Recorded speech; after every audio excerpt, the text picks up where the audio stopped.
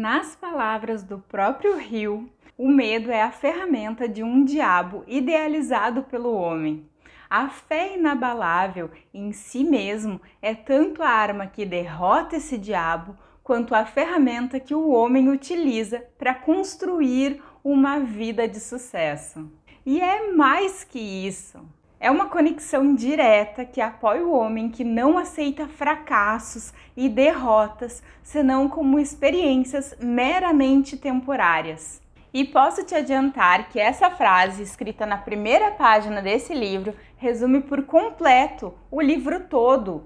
Em um resumo bem resumido, é isso que está escrito aqui. Mas nesse vídeo eu vou te contar bem mais sobre esse livro, que é um sucesso. E posso até te dizer que deveria ser um manual. Olá, eu sou a Gabi, seja muito bem-vindo ao meu canal. Tudo o que precisamos saber está escrito aqui, esse livro é fenomenal. Ele esclarece os princípios pelos quais a nossa mente funciona e promete que ao terminar de saber a história do diabo, você saberá muito mais sobre Deus. Napoleão Hill entrevistou o diabo nesse livro magnífico, a quem prefere ser chamado por Sua Majestade, e começa a entrevista esclarecendo que não tem certeza se quem ele entrevistou era mesmo o diabo ou se era somente a sua própria imaginação.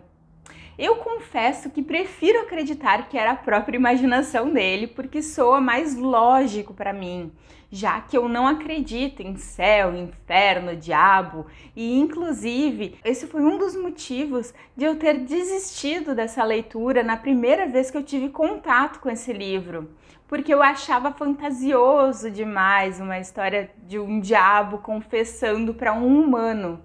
Mas para minha sorte eu não fico em paz enquanto eu tenho em casa um livro que eu não tenha lido. Então eu fiz um acordo comigo mesma que eu ia só ler sem apego algum, e quando eu comecei a ler eu não consegui parar mais e consegui tirar a verdadeira lição que Hill quis passar. A primeira pergunta que Napoleão Hill fez para o diabo foi qual era a aparência dele. Apesar de, ao longo do livro, ficar bem claro de que não se parece nem um pouco com aquele diabo que a gente conhece.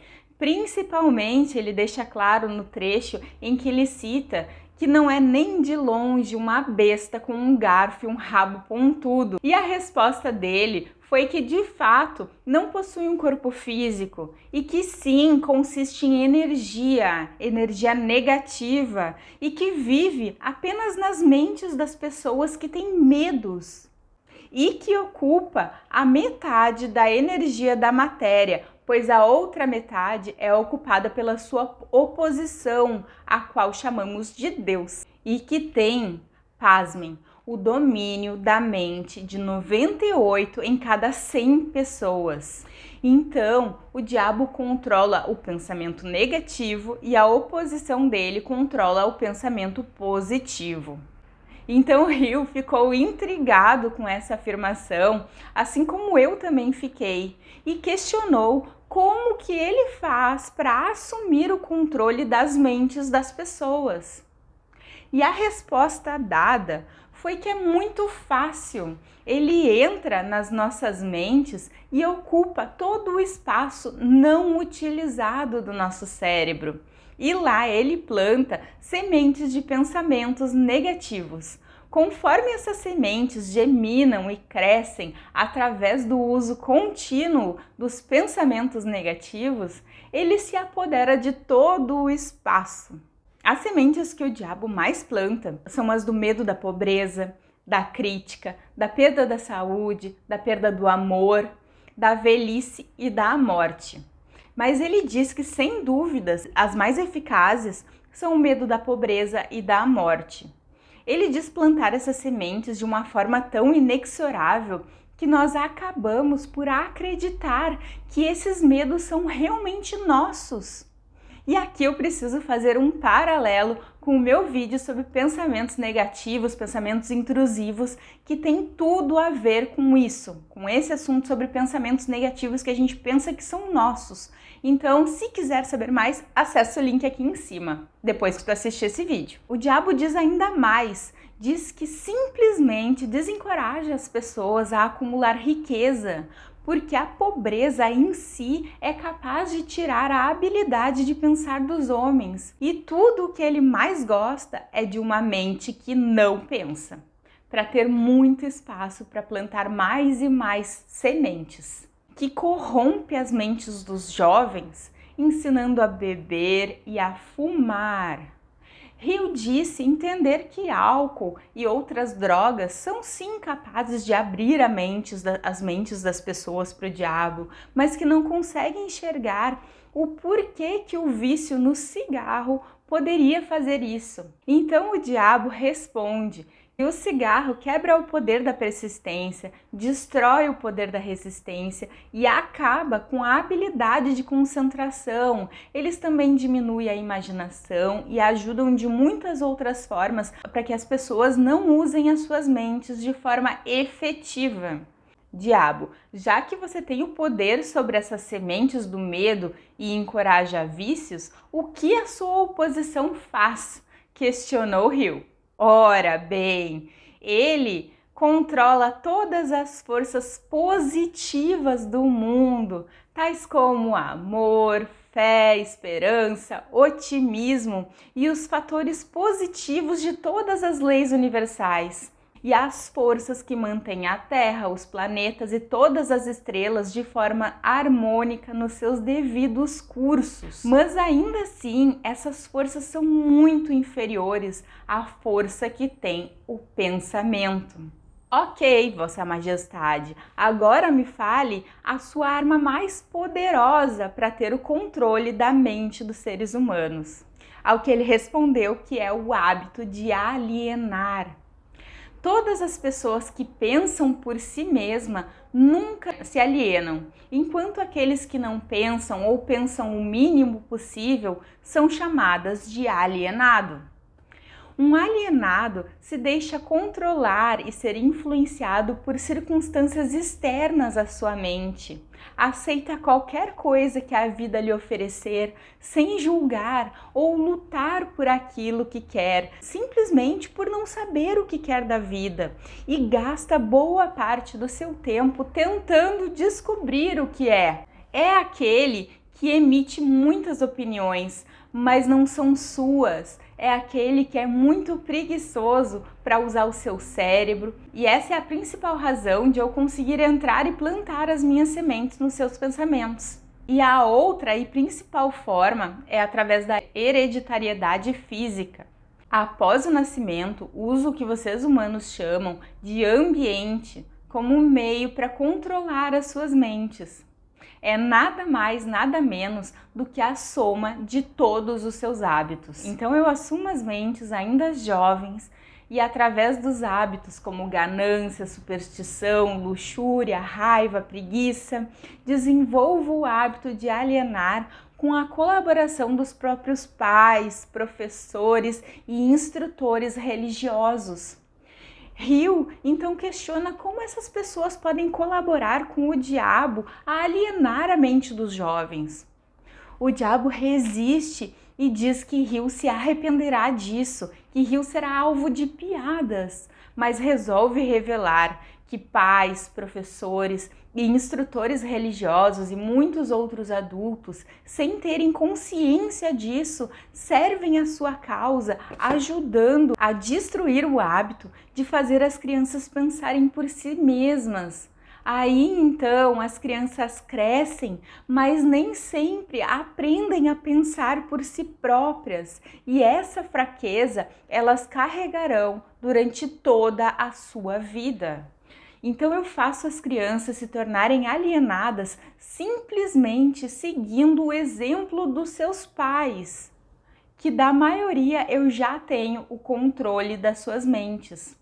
Uso líderes religiosos para diminuir a coragem da força do pensamento, fazendo com que eles me temam E entrarei na mente dessas crianças através do medo e limitarei o seu poder de pensar, pois não consigo existir na mente daqueles que pensam de forma apurada. Não me importo que as pessoas pensem, desde que elas pensem com foco no medo, no desencorajamento, no desespero, na destruição. Quando elas começam a pensar de forma construtiva e em termos de fé, coragem e esperança, com propósitos definidos, elas imediatamente se tornam aliadas da minha oposição e, consequentemente, eu as perco. Eu posso concluir que se alienar é uma fraqueza que inevitavelmente acaba em fracasso? Questiona Hill. Ao que o diabo responde que alienar-se é a causa mais comum do fracasso, por 2 motivos. O primeiro é que o alienado fica tão vulnerável que é possível moldá-lo e dar a forma que eu escolher a ele. Isso porque a alienação destrói o poder da iniciativa individual. E segundo, o alienado não consegue buscar ajuda na minha oposição, porque a oposição não é atraída por nada que seja leve e inútil. Então, faça o seguinte, me dê uma descrição de um típico alienado. A primeira coisa que você irá notar em um alienado é a sua total falta de propósito sobre a vida. Sem autoconfiança, ele nunca conquistará nada através do pensamento e do esforço. Gasta tudo o que ganha e gasta ainda mais se consegue crédito. Ficará doente e debilitado por causas reais ou imaginárias. Tem pouca ou nenhuma imaginação.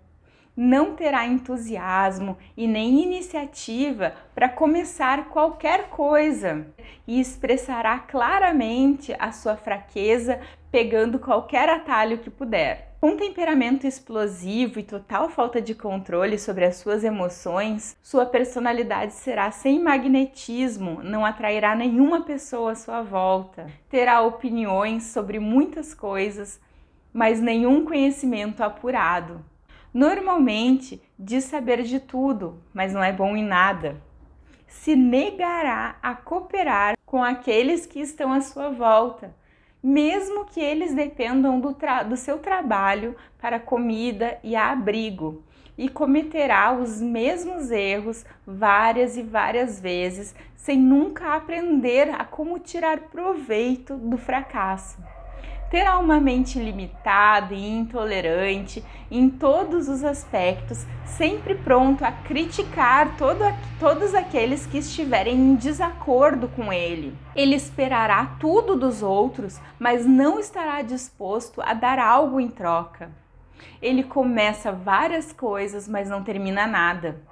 Será taxativo na gestão do seu governo, mas nunca dirá como a gestão pode ser melhorada. Nunca toma decisões e, se puder evitá-las, o fará. Beberá, apostará, criticará quem estiver sendo bem-sucedidos nas suas carreiras. Em outras palavras, ele trabalha duro para não pensar, enquanto os outros trabalharão para ter uma vida boa. Ele contará uma mentira antes de admitir a sua ignorância em qualquer assunto. E se ele trabalhar para os outros, os criticará pelas costas e elogiará na sua frente. Então, diabo, já que você acaba de me dar uma descrição sobre o alienado, vá em frente e me dê uma descrição completa do não alienado para que eu possa reconhecê-lo logo de cara.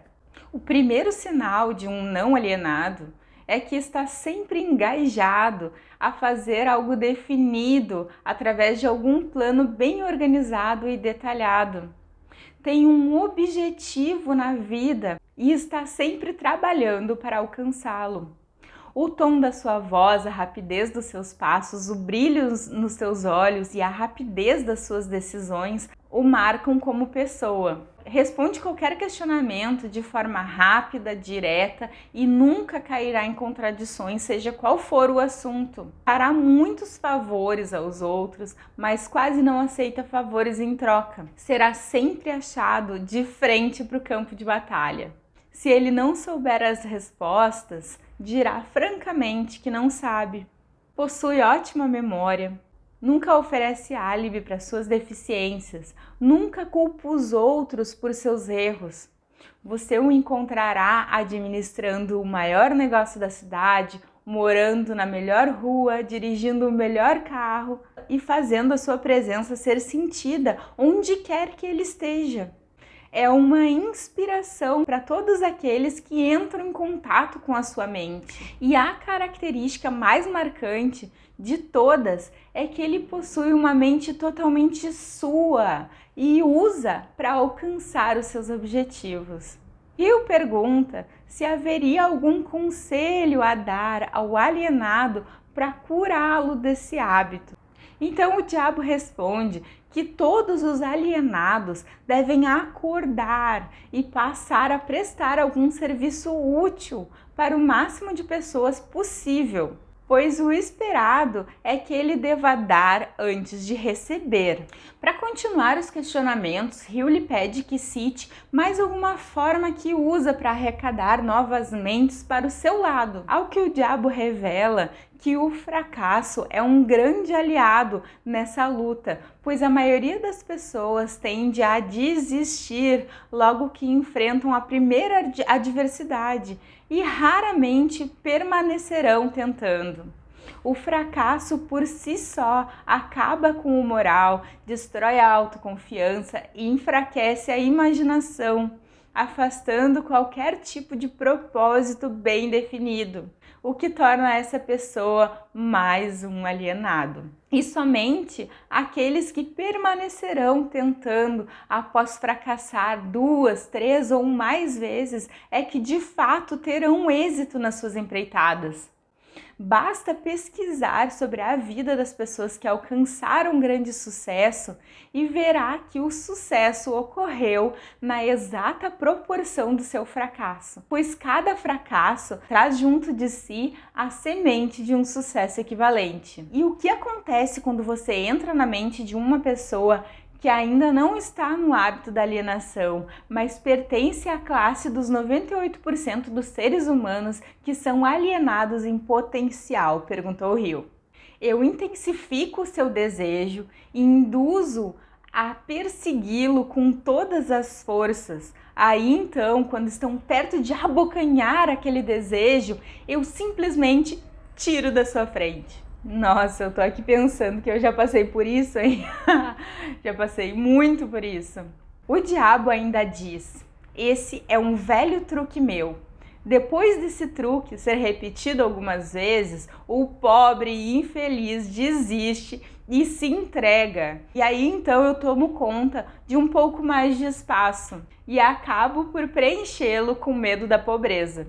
E se por acaso a minha vítima for bem-sucedida no seu desejo e alcançar muito dinheiro, eu começo a induzi-la com todas as coisas que ela pode comprar com o dinheiro, fazendo com que não adquiram sabedoria para lidar com a riqueza, então acabem por gastar tudo com futilidades. Sua Majestade, revele uma fórmula completa que qualquer um pode usar contra o hábito da alienação.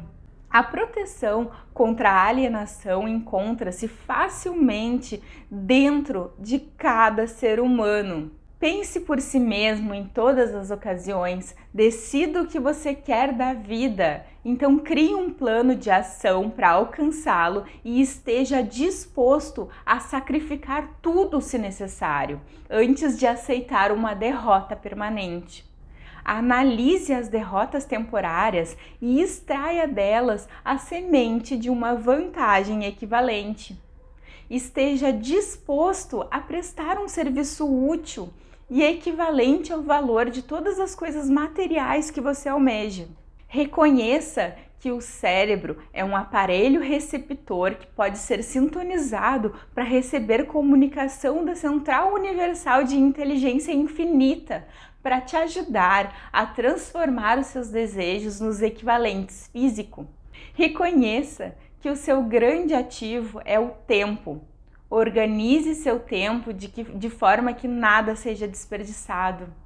Reconheça que o medo geralmente é um preenchedor de espaço que o diabo utiliza para ocupar a porção disponível da sua mente. O medo é somente um estado de espírito que você pode controlar, preenchendo o mesmo espaço que ele ocuparia com a fé inabalável na sua capacidade de fazer a vida te fornecer aquilo que você quer dela. E quando rezar, não implore, pois a maioria das pessoas recorre à oração somente após tudo ter falhado. E naturalmente a oração começa com a mente cheia de medo, e são esses medos que acabam por ser realizados.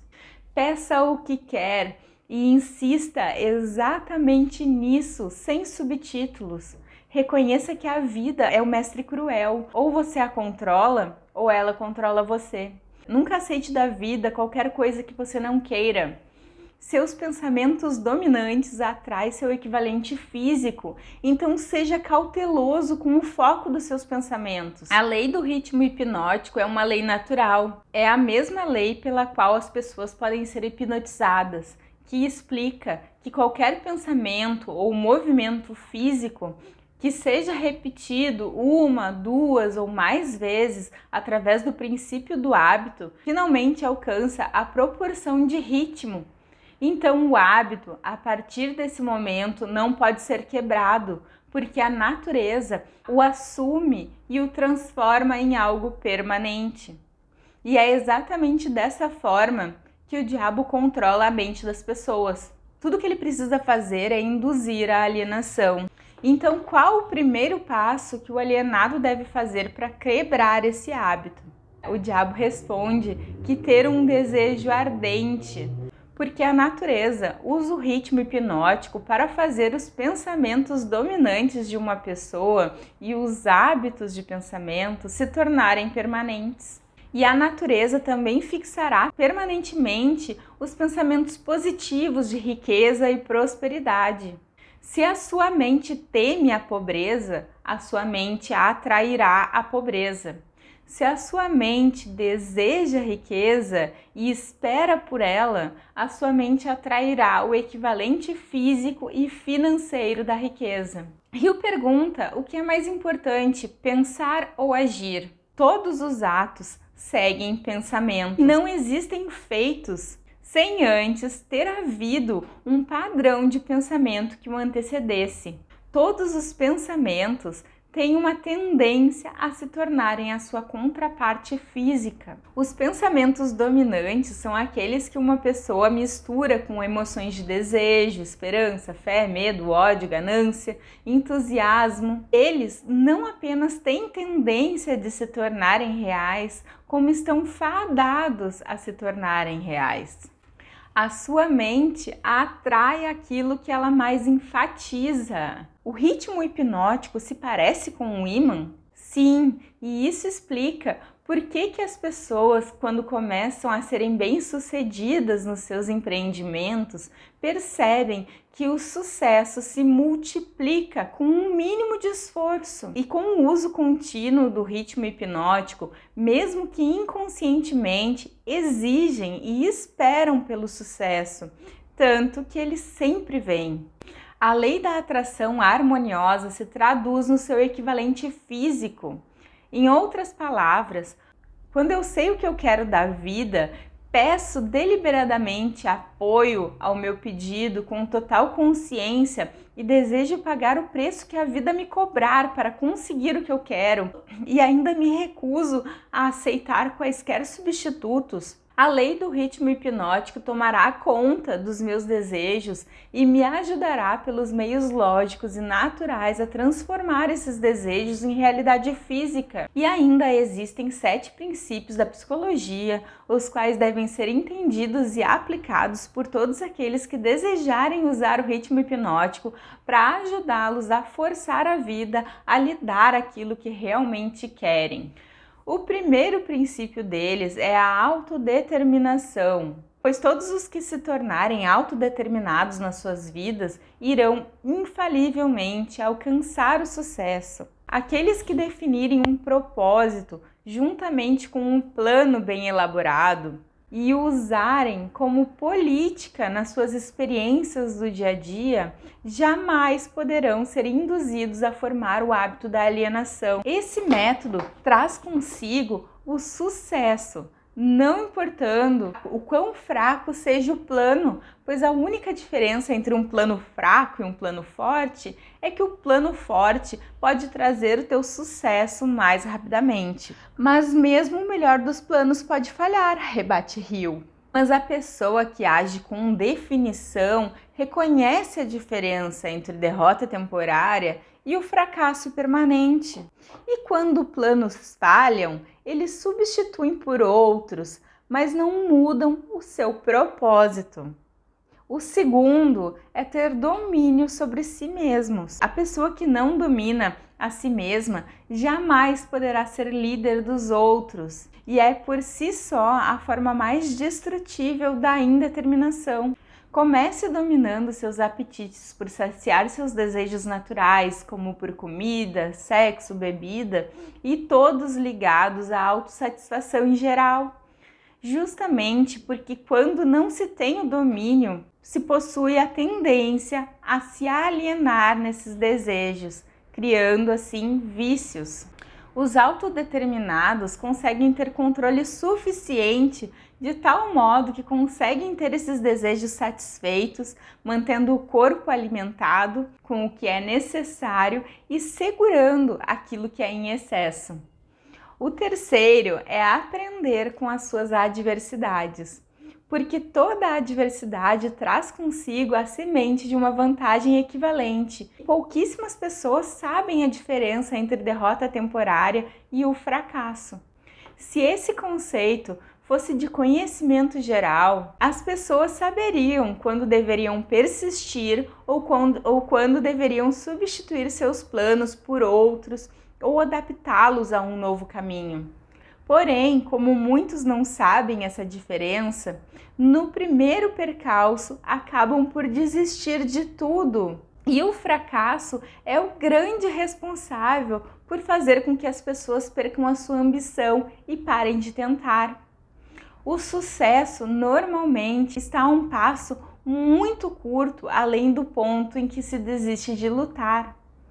O fracasso normalmente serve como uma bênção disfarçada, porque quebra o padrão do ritmo hipnótico e faz com que a mente se liberte para um novo começo. O fracasso é o ponto final do hábito que as pessoas têm seguido. E quando ele é alcançado, ele força as pessoas a deixar esse caminho e seguir por outro, fazendo com que ela crie um novo ritmo para sua vida. Ele dá ao indivíduo uma oportunidade de testar a si mesmo onde pode aprender, quanto de força de vontade ele possui, e também força as pessoas a aprenderem muitas verdades que elas nunca descobririam antes. Estude a vida de todos aqueles que atingiram resultados fantásticos em qualquer ramo e observe que o seu sucesso em geral é diretamente proporcional às experiências de derrotas e fracassos que eles vivenciaram antes de serem bem-sucedidos. O quarto princípio é a influência do ambiente. Consiste em todas as forças mentais, espirituais e físicas que afetam e influenciam os seres humanos. Todas as pessoas absorvem e acabam assumindo para si, inconscientemente ou conscientemente, os hábitos de pensamentos daqueles com os quais mais se associam intimamente.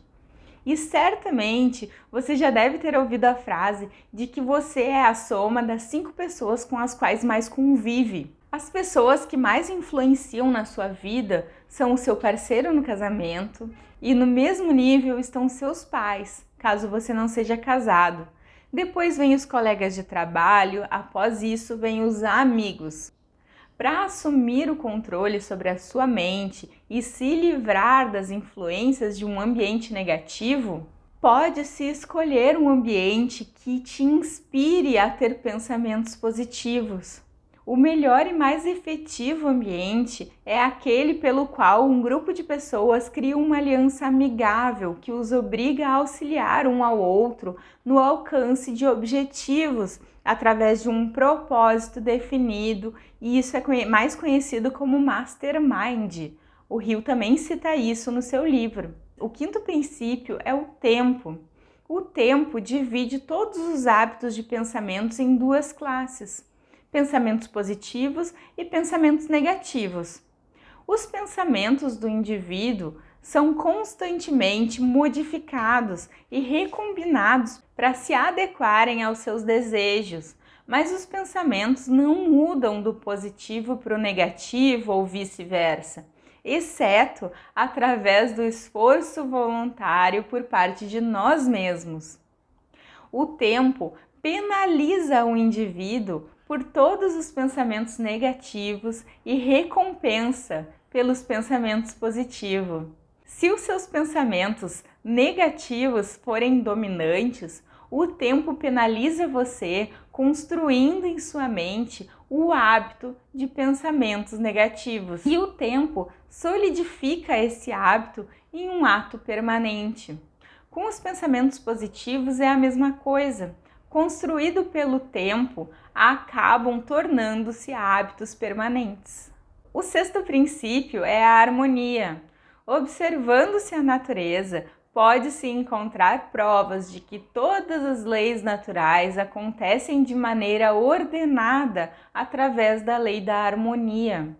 A natureza força tudo que estiver dentro dos limites de um determinado ambiente a relacionarem-se de forma harmoniosa.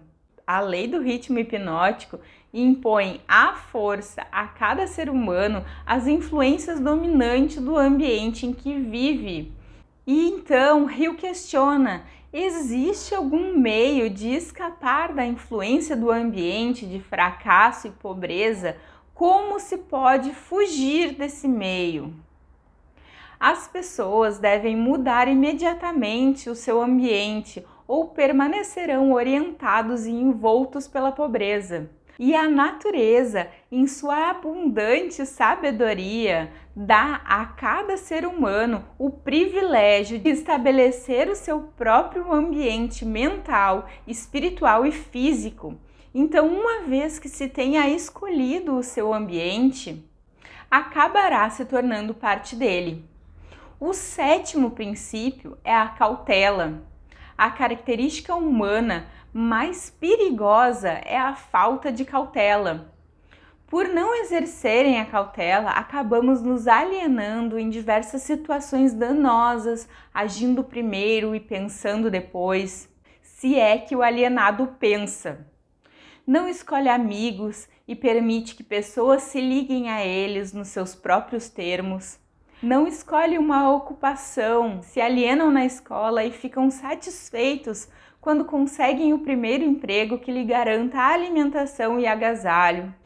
Convida as pessoas a enganá-los nos negócios, pelo fato de não se informarem das regras do negócio. Convida doenças, negligenciando as regras de uma saúde perfeita. Convida a pobreza, negligenciando proteger-se contra influências do ambiente daqueles que são orientados para a pobreza. Ele fracassa no casamento ao negligenciar usar cautela ao escolher o seu marido ou sua esposa, e ele usa menos cautela ainda no seu método de se relacionar com ele ou ela após o casamento. Ele perde seus amigos ou os converte em inimigos devido à falta de cautela em se relacionar com eles de maneira adequada. A alienação pode ser anulada quando tiver um propósito maior, que seja suficiente para reestruturar a coragem e te colocar no caminho da busca do conhecimento, em todas as pequenas derrotas.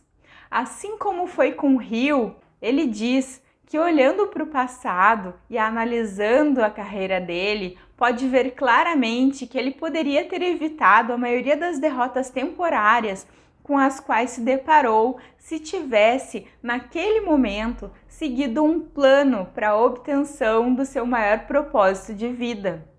O homem que possui o plano mais definido caminha para a vitória. Os outros correm para conseguir abrigo e acabam sobre a liderança daqueles que são mais determinados. E a vitória vai para as pessoas que sabem o que querem e estão determinadas a consegui-las. E ele termina esse livro dizendo: eu procurei a pedra filosofal com a qual o fracasso pode ser convertido em sucesso somente para aprender que tanto o sucesso quanto o fracasso são resultado das forças evolucionárias do nosso dia a dia, através do qual os pensamentos dominantes são costurados ponto a ponto e transformados em coisas que queremos ou nas coisas que não queremos, de acordo com a natureza dos pensamentos dominantes que temos. Então é isso, espero que tu tenha gostado, espero que eu tenha conseguido te passar a essência desse livro, que é maravilhoso e é um manual de verdade. Caso tu sinta vontade de ler inteirinho ele, eu vou deixar aqui na descrição do vídeo o meu link da Amazon para que você adquira ele por lá. Um beijo, fica bem, tchau!